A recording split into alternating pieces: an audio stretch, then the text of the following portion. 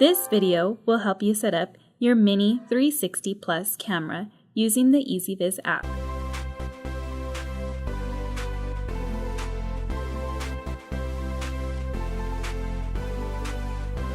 First, plug in your Mini 360 Plus into a power outlet.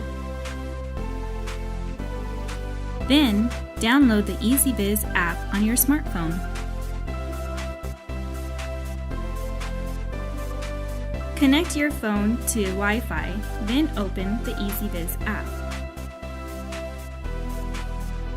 Choose New User Registration at the bottom of your screen. Register using your email address.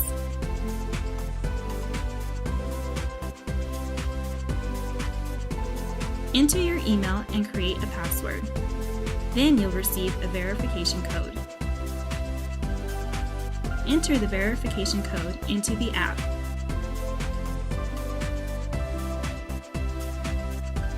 Choose Scan QR code.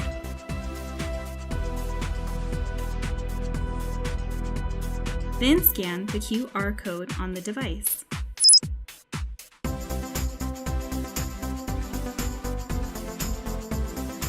Press the Add button to connect your camera.